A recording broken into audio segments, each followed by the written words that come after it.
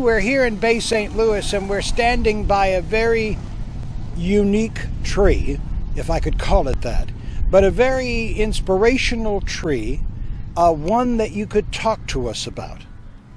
Bay St. Louis has angels watching over us.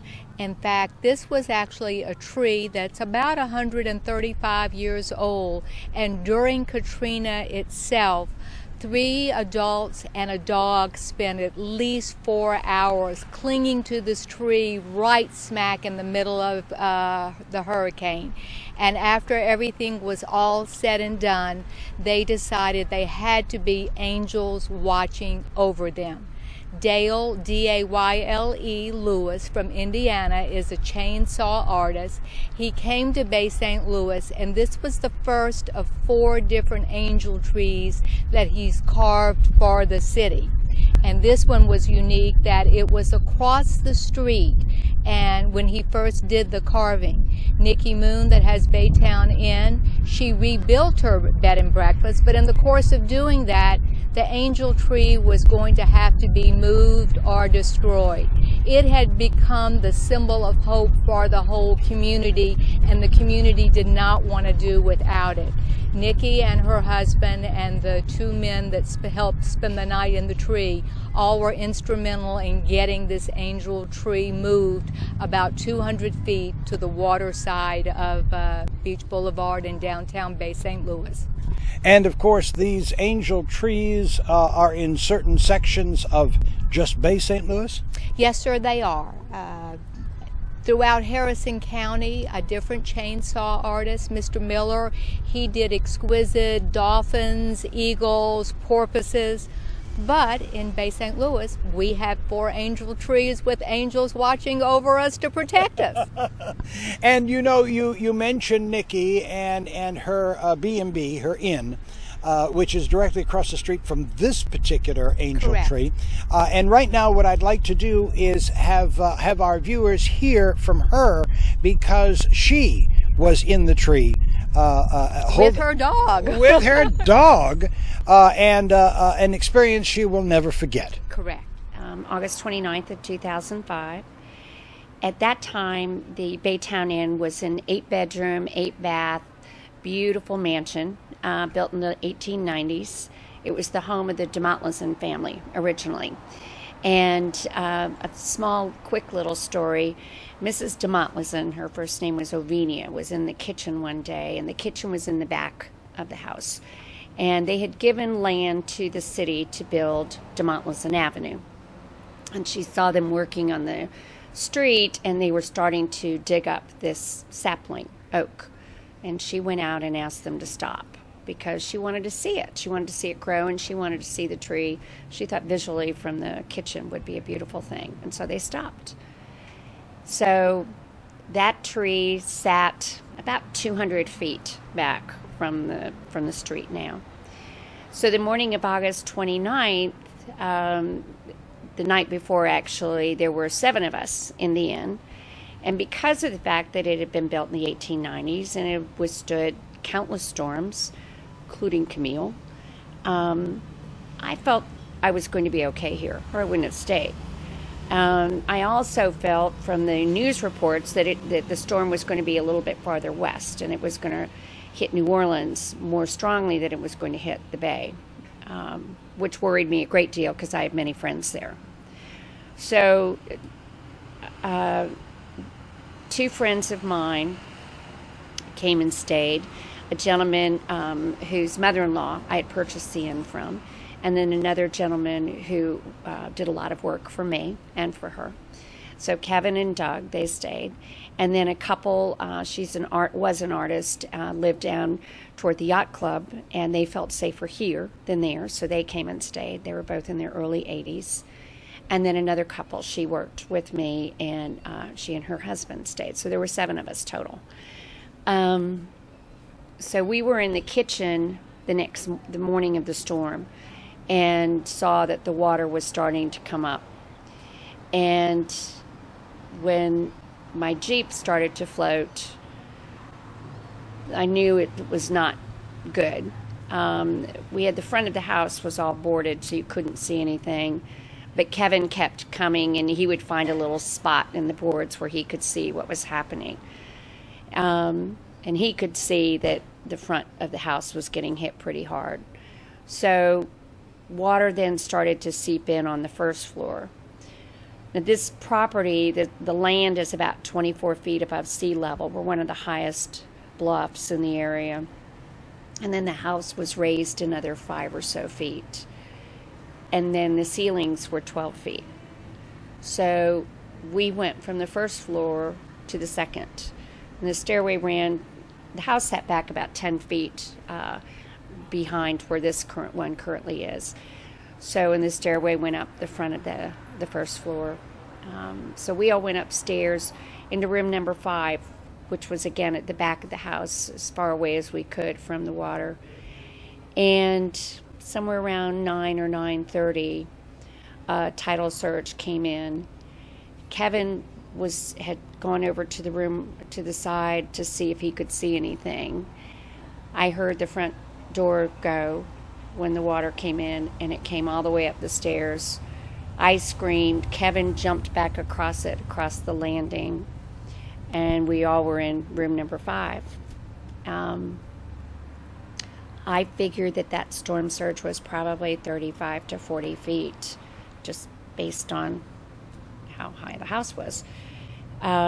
So Kevin first helped the older couple. She couldn't swim, so he helped the two of them go lay spooning really side by side on a piece of roof, and with her little black plastic bag of medicine and probably a little bit of money. And they went off in the water. The water pushed them back, and they were able to get into a house, 2 houses down, I think. And they were rescued that afternoon by the sheriff's department. The lady that worked with me and her husband, he somehow managed to get in the water to a tree back to the left, but she couldn't get to him. So Doug was the first one who saw that old sapling oak that had now become a very large oak, and felt like we could get to it. The water had pushed our room. We were really a boat at that point because there was no house left. It had pushed us back pretty far. And so Doug got onto the tree first with his back to the trunk, and then he pulled me up, and then Kevin got up. I also had my little Scottish Terrier and pulled her up under my stomach. And then we tried to get the lady that worked with me, and she's a tall girl, and we just couldn't get her up, and the debris was pushing at her pretty hard. And she finally said, "Just let me go."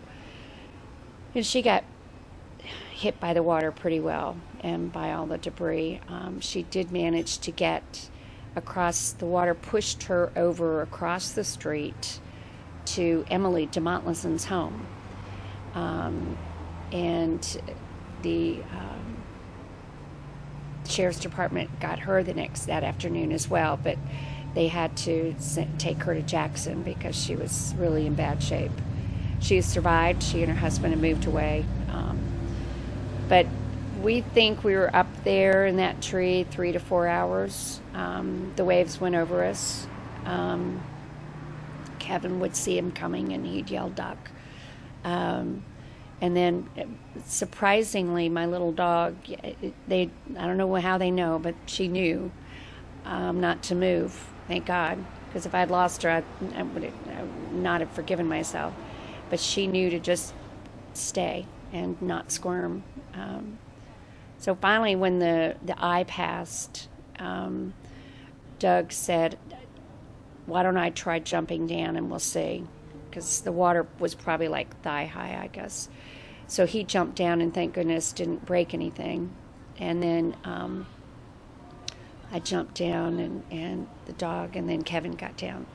And we managed to get through the sludge, what was left, to the house across the street. They were pretty damaged on the first floor, but the stairway was there.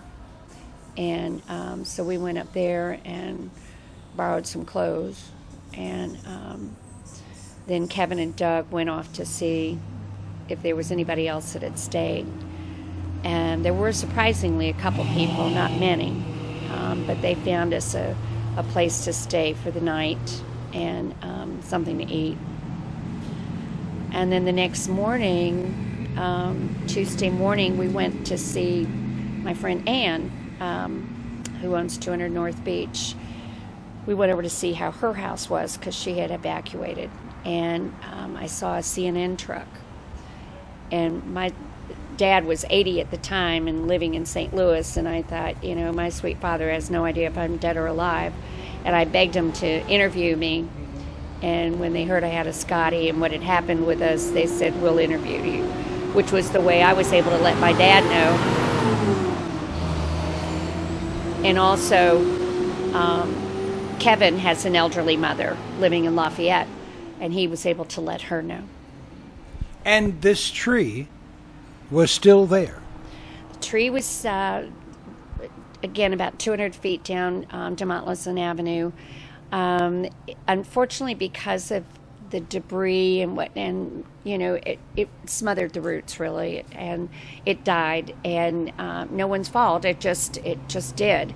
My husband found a gentleman to help us move the tree so we could construct the new inn. So they cut it as far down as they could, and then brought it across the street.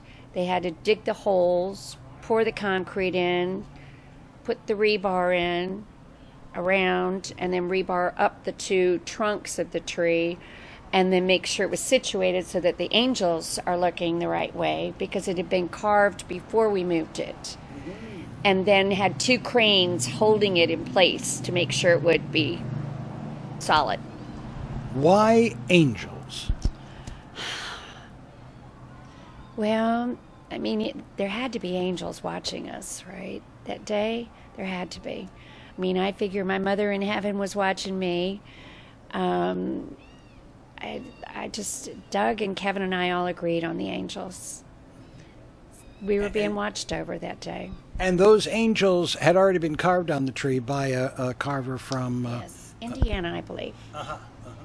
And you wanted to make sure that you needed it out of the way for the B&B. For the new inn to be constructed, yes. So the best place to put it is across the street where everyone... Absolutely. It had become such an icon, I think, of the storm. And on Demontleson, it made total sense, but being on the beach, on North Beach Boulevard, was even better. So here we are in Bay St. Louis once again, and we're talking to Jane with the Tourism Bureau. Jane, if someone wants more information on the angel trees and other things in Hancock County, where can they go? www.mswest, W-E-S-T, coast, C-O-A-S-T, all one word, .org, O-R-G, www.mswestcoast.org.